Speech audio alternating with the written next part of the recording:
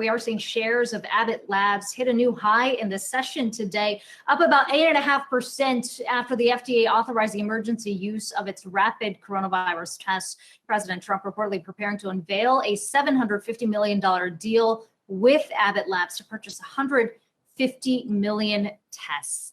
Let's bring in Dr. Seth Trueger. He's an emergency physician at Northwestern in Chicago. Dr. Trueger, it's good to talk to you today. Let's start with that news coming out of Abbott Labs. Certainly, we've been talking a lot about the lack of testing, but also the challenge in getting an accurate read on where the virus stands, just given the delays in the testing results. How significant is this news today coming out of Abbott Labs?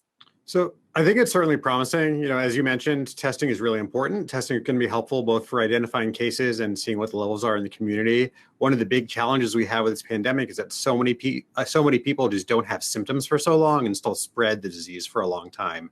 As we see with things like as schools open, there's a big lag between when people get exposed, when people are spreading the virus, and when they eventually get diagnosed. And it's just been so terrible where we're in a situation where it's hard for people to get a test outside of a hospital setting. There's big delays in getting results back. And the tests we've had just aren't very accurate. So even now, the best tests still miss about 1 out of every 5 positive cases.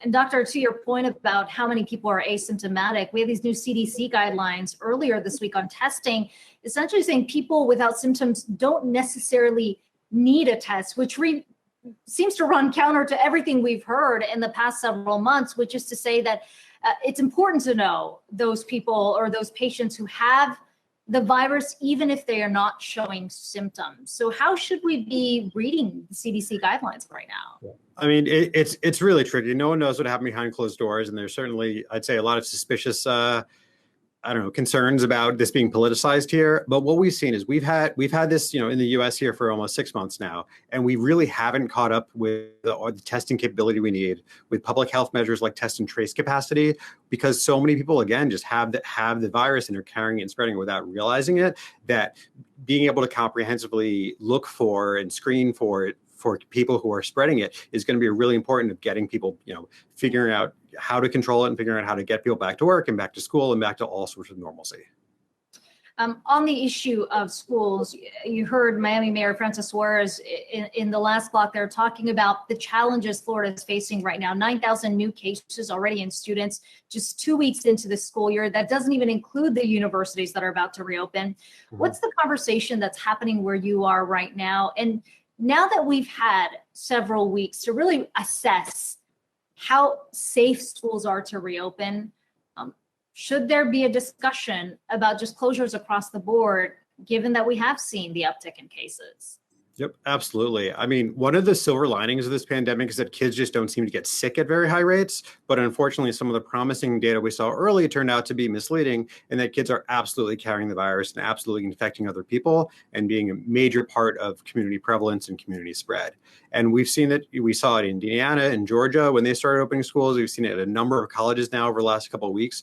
When you bring a bunch of people together, you put them in rooms together, when you have people living in dorms together, there's going to be a lot of spread of disease. And unfortunately, it's not just that people don't have symptoms necessarily, but it's also the lag between when people are catching it, when they're spreading it to other people, when we're catching up with those numbers, when people finally get hospitalized, when we finally see things like the mortality rate tick up. There's just so much time for things to brew before we can catch up, and the horse is already out of the barn. So you're saying that schools should be online completely? Or is there somewhere in between? I mean, we've seen the universities reverse course already, a number of them, but the reality is there is this sort of push and pull between the concerns about the virus and the infection, but also the pressure from parents who say there's got to be somewhere in the middle where you can continue to teach the students in class with the proper resources in place. I mean, I wish I could come up with a way to figure out how to do it safely for everybody. But unfortunately, what we're finding is that it's just really, really hard to do. And that there's so many ways that people find workarounds, or that they're still spread despite our best efforts.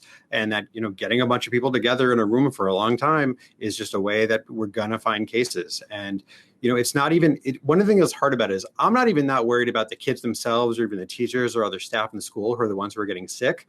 But if people are catching it and then spreading it to more members of the community, and then they're spreading it to more people, getting more kids together in a building all day just seems like a way to really increase community prevalence of the disease. Dr. Seth Trueger, good to talk to you. He's an emergency physician at Northwestern. Thank you.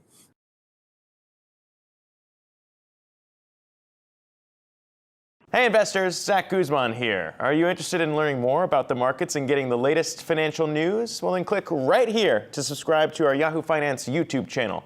Get the latest up-to-the-minute market analysis, big interviews in the world of finance, and information on how to manage your money every day wherever you are.